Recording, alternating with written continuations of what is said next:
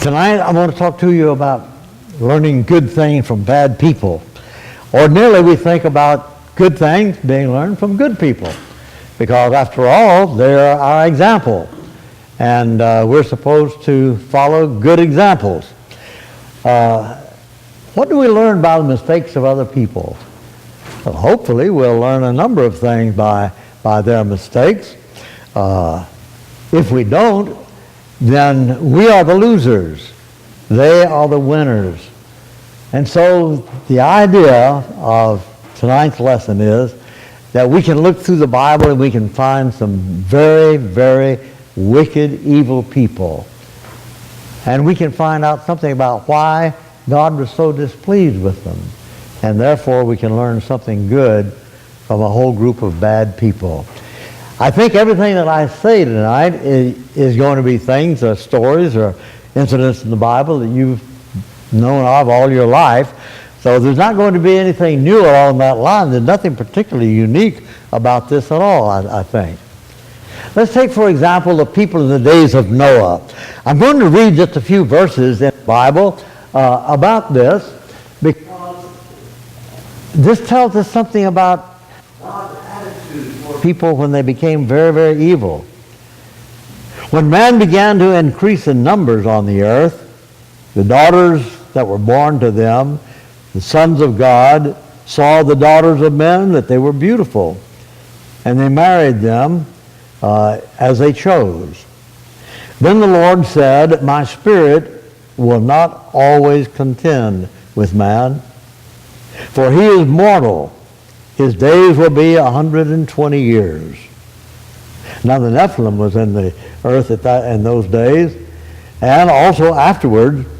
And when the sons of God went into the daughters of men, they had children by them. They were the heroes of the old time. The Lord saw how great man's wickedness was, and because every inclination of the thoughts of his heart were only evil always. God was grieved that he had made man on the earth, and his heart was filled with pain. So the Lord said, I will wipe mankind that I have created. I will wipe them from the face of the earth, men and women, and animals, and creatures that move along the ground, and all of the birds of the air, for I am grieved that I have made them. But Noah found favor in the eyes of the Lord. I remember when I had my freshman Bible class in my first year of college at David Lipscomb College. Harris Dark was my teacher, and he said, think of the description of these people. Every imagination of the thoughts of their heart was only evil continually. Well, what can we learn from all of this? First of all, I think we can learn that God has rules for us. He has principles for us to operate by. Sometimes these are very specific, sometimes they're broad and general, and it is left up to us to make the best application of those things. Our culture today, and literally the culture of mankind all through history, has been, I don't like what God did. I don't like the requirements that he makes on me. I don't like the discipline that he places on me. I don't like the restrictions that he places on me. And so cultures of all sorts, all through history, have decided that God didn't do this thing very well.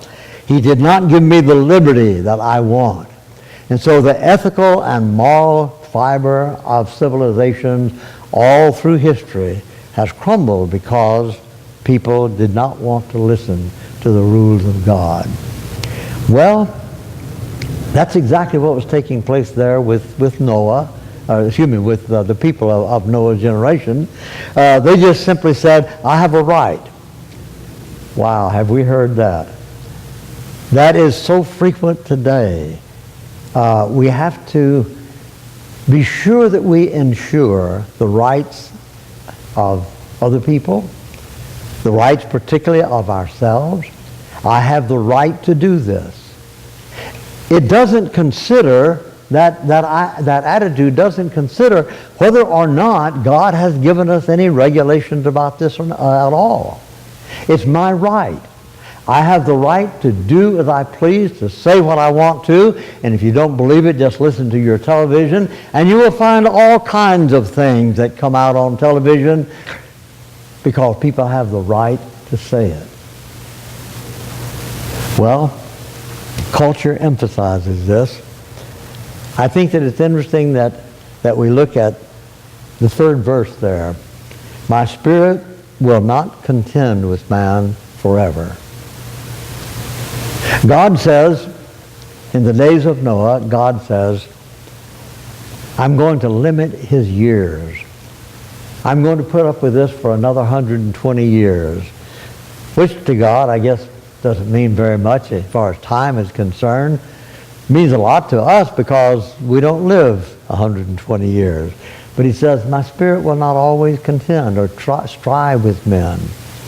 I think it's an interesting thing as we see what God's attitude toward these wicked people was. I have put up with it and put up with it and put up with it for generations. And mankind is going farther and farther and farther away from me. And if you don't believe that that's something that's taking place in our own nation, pick up your newspaper and read it. Listen to the reports on television. Notice the things that are becoming legal that are so contrary to what the Bible has to say about them. God says, in the days of Noah, my spirit is not always going to strive with men. And then the next thing that he said was, I grieve at what mankind has done. And then it uses the expression, God's heart was pained. I think it's a serious thing to cause God to grieve, not because there's been a death in my family, not because there's been tragedy in my family, but because I am rebelling against him. I'm not doing what he said do. I'm not developing the spiritual character that he wants me to develop. And it grieves him. It pains him in his heart. We were all children at one time or another. And some of us have children, and some of us are expecting children. Child. Okay. A parent's heart sometimes is grieved at the behavior or the problems or the troubles that their kids are in.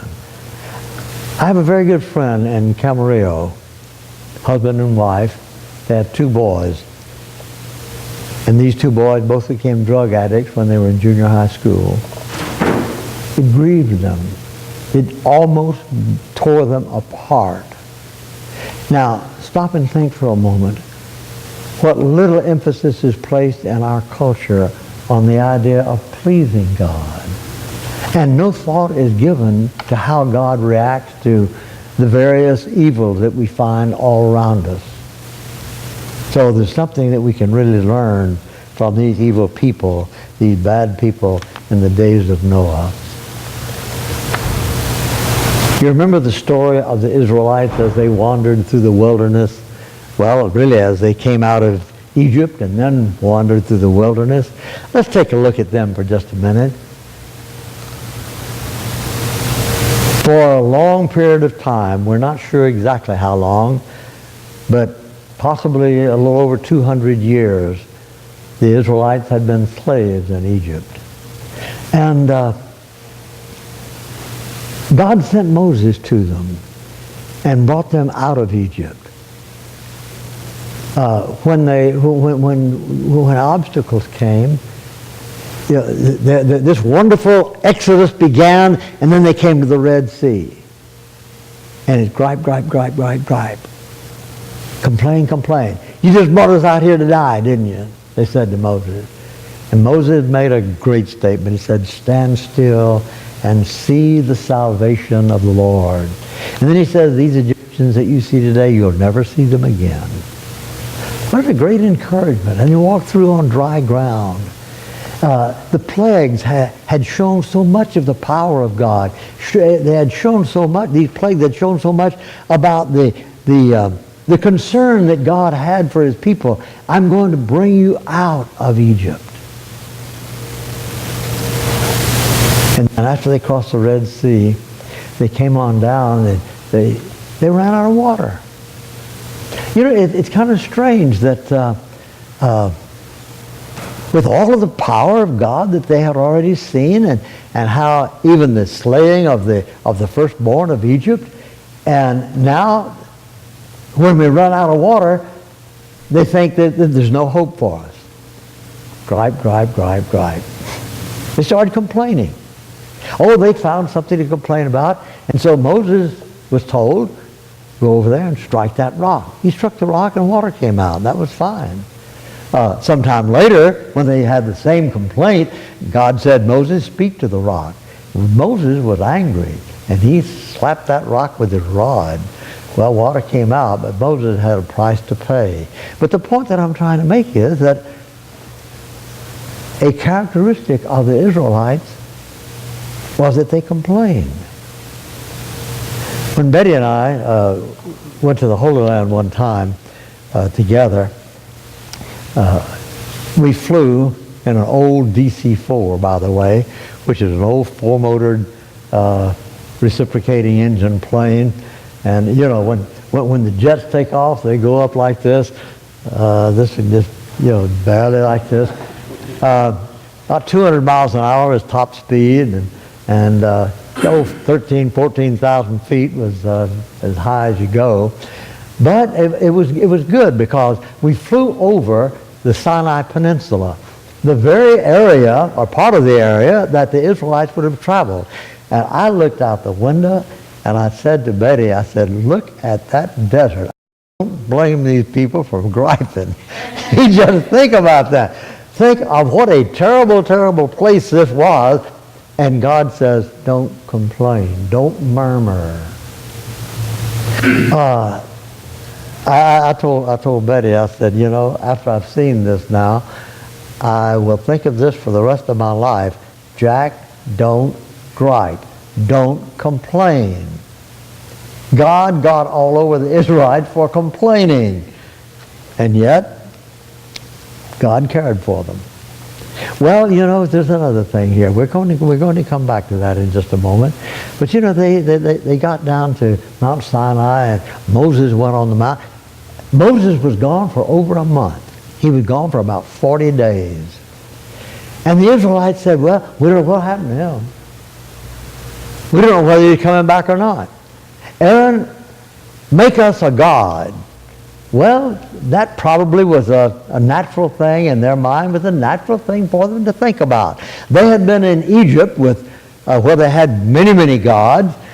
Egypt was one of the most advanced countries of its day. Egypt was a powerhouse. Egypt had great culture. They had some of the most fantastic buildings of the ancient world and all of that. And they worshipped all of these different gods. And now when Moses disappears, make us a god. Make us a god. It seems so strange that they would have asked for something like that, and yet at the same time, it seems so natural. Contemporary religious practices, very much the same. What are the gods? What are the gods of America? The god of entertainment, the god of illicit living, the god of corruption, the god of selfishness. There are all kinds of idol worship, that go on within our culture. Can we learn from what happened to these people at Mount Sinai? Can we learn something about this whole idea of what kind of God do we have? Martin Luther made a statement, reportedly made a statement. Very frankly, I've never read this, but I've heard it assigned to him so many times. Whatever your heart clings to and relies upon, that in truth is your God. Now stop and think about that for a minute, and think about the things that I just got to have it. I just have to do this. I have to attain this. There's something in my life that is so important, that so much of my life revolves around this. I don't think of that as being an idol. But Paul shed a little bit of light on this in the Colossian letter when he says, avoid greed, covetousness. That word also is translated greed. Avoid greed, which is idolatry. Stop and think about that for a minute. Whatever your heart clings to and relies on, that in truth is your God. Now, I don't like to stop and think of myself as a greedy person. How many of you think are greedy? No hands go up. And yet, at the same time, there are so many things that crowd God out of my life. There are so many excuses for not worshiping, not studying. There's so many excuses for not living the Christian life. Has something else come in and usurped the place of God? And I think this is the very idea that Paul is getting at. Well, let's take a look at something else along the line of the Israelites. What I mentioned a moment ago, complaining. They complained almost at every turn. When things didn't go the way they thought they ought to go, gripe, gripe, gripe. Complain, complain, complain. Now, churches have that problem. Businesses have that problem. Families have that problem. This is just a problem of relationships. And some people can find all kinds of faults with so many other people, but it's so hard, like I mentioned this morning, it's so hard, as the psalmist said, to discern my own evils, my own wrongs. Now, I know yours, but it's very hard for me to think in terms of my own. It's very hard for me to open up my own heart and see what's there. The 23rd chapter of the book of Matthew is a very interesting chapter to me, because it is here that Jesus uses these seven times he uses this expression, woe unto you scribes, Pharisees, hypocrites. Now, if you stop and think about that, the word hypocrite is the key, it's the operative word there. But that is a word that says, I'm looking on the inside of you. I'm seeing what really is in there. Hypocrite. And so, when God looks inside of me, what does he see? With the Israelites, when he looked inside of them, he saw murmuring and complaining. And some people can tell you everything that's wrong with the church. They can tell you everything that's wrong in their family. They can tell you everything that's wrong in the neighborhood, wrong in our society, but they don't do anything to correct it. And so these people are complainers. And they are therefore destructive to the building of the church, to the building of the strength of the family, to building of the strength of the neighborhood. Why? Because complaining is a tearing down. Working and trying to help is what builds it up. Well, somebody says, is it always wrong to complain? No, it's not always wrong to complain. I have this idea in my mind. I don't know of a better way to express it except to say some complaints are destructive, and then there is such a thing as constructive complaining. Constructive complaining, by that I'm talking about the fact that yes, we can see things that need to be corrected. And we can go to the people who are in charge of those things and say, here is something that needs to be corrected. Or they can go around and talk to other people. Boy, isn't that thing a mess? Isn't that terrible? Why doesn't somebody do something about this? You see, there's a great difference there between destructive and constructive complaining. Constructive complaining says, I want to help to correct it. What can I do that will help to correct it. But the Israelites, when they ran out of water, when Moses disappeared and so forth, no, they just complained. They just complained. Well, the last thing I want to talk about is also something about the Israelites. You remember the story of the 10 spies? Actually, the 12 spies. They came to Kadesh Barnea, which was in the southern part of Palestine, and from Kadesh they sent spies out. One spy from each of the 12 tribes. 12 spies went out, and their idea was, we're going to look over this land. We need to spy the land out, see the lay of the land. And they came back, and the Bible talks about the clusters of grapes that they brought back, and talks about the produce of the land that they brought back, that this is the land. This is a land flowing with milk and honey. I don't know about you, but I can see when that report was given, yay, boy, we're here, you know. And then 10 of the spies said, however, that's a bad word, however, they live in walled cities, they have armies, they're giants, and as a matter of fact, when we compared ourselves with them, we looked like a bunch of grasshoppers. Now that's what it said. We were as grasshoppers in their sight. 10 of the spies said that. A couple of the spies said, that's okay. That's okay. God said he would lead us into this land. Let's go into the land and take it. Joshua and Caleb, you are in the minority. 10-2 against you. Joshua and Caleb kept on saying, we can do it. And the 10 spies said, no, we can't. Well, what can we learn from these bad people? We can learn, number one, that the things that God has promised, God is going to fulfill. Now, can I make that personal? Yes, I can make that personal. We sang a song just a moment ago, just as a coincidence, God will take care of you. Do we believe that? Are we living in the frame of mind that God cares for me? He will take care. That doesn't mean that no bad things are going to happen to me. It doesn't mean that life is going to be tranquil and peaceful and joyful and happy all the time. It doesn't mean that at all. It means simply that God will always be there. God will always be there. He cares for me. Stop and think for a moment.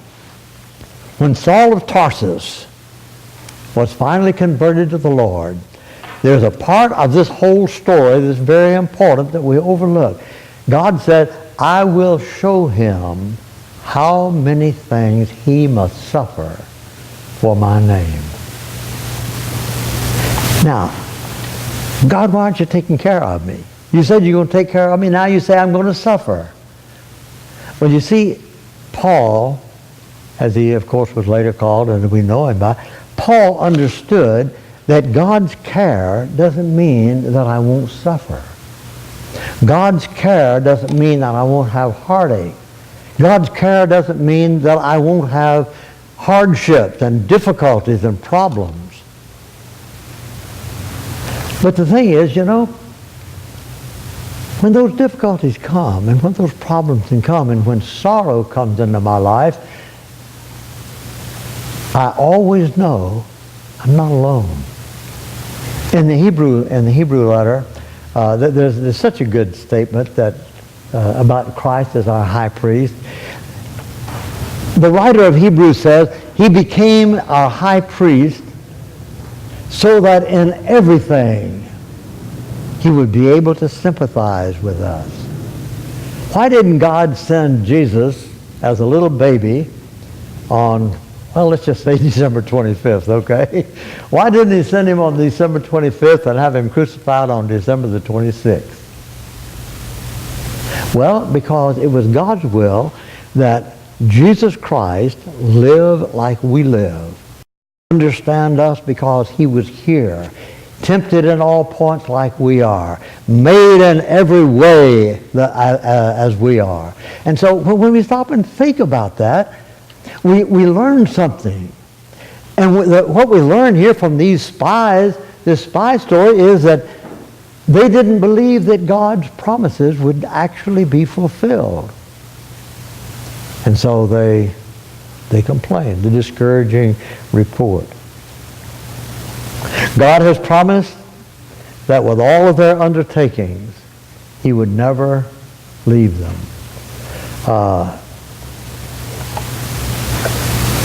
What do we learn from this? We learn that obstacles are always in our way. Those obstacles may be any one of a number. There may be another person. It may be a situation. It may be the loss of a job. It may even be the gaining of a job. It may be something that appears good that turns out to be detrimental. There are all kinds of obstacles in our lives. How am I going to meet those obstacles? What am I going to do about them? Well, some people say, we can't. I call them the naysayers. We can't.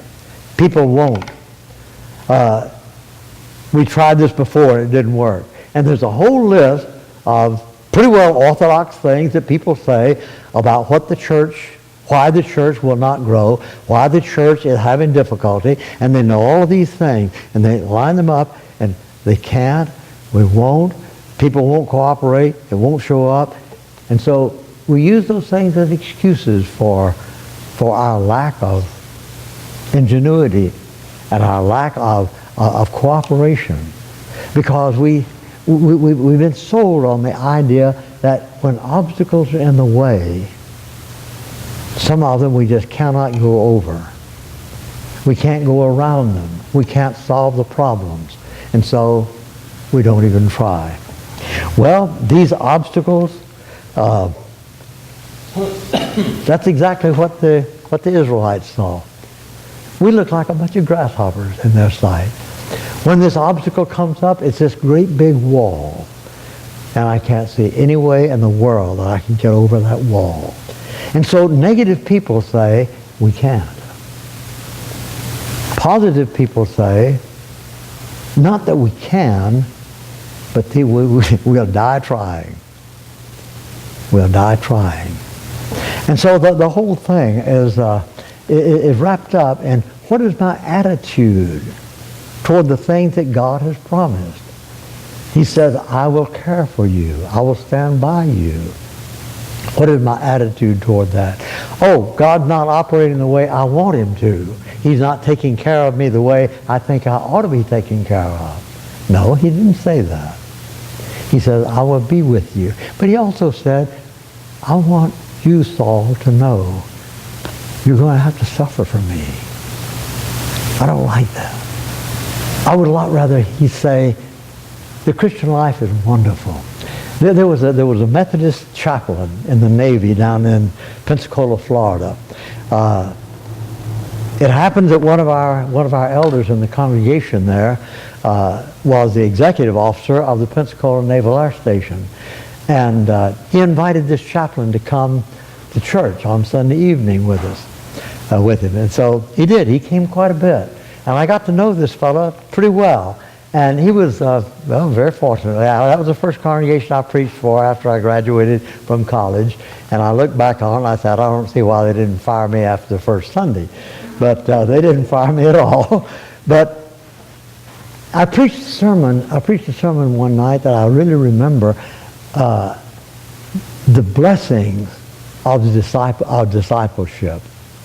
And it was a good sermon. I talked about how God cares for us and blesses us. And this chaplain came to me afterwards and he said, Jack, I really enjoyed that sermon. But he said, I would like for you to preach a sermon on the responsibilities of discipleship. I've never forgotten that. We need to learn to live a balanced life.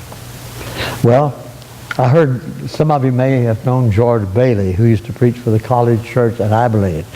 George and I had been good friends for a long time.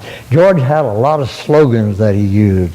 And one of his slogans was this. He said, some people stare up the steps while other people step up the stairs. And I've thought about that so many times. Some people see an obstacle and they stop. And all they can see is the obstacle.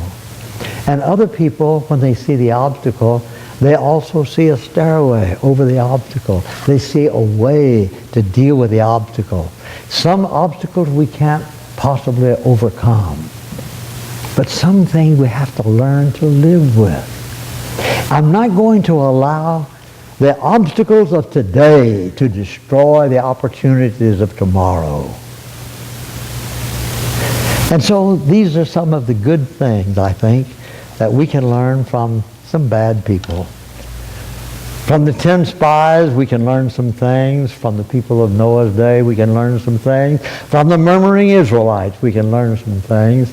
And what we have to learn is, let's don't do the thing that they did.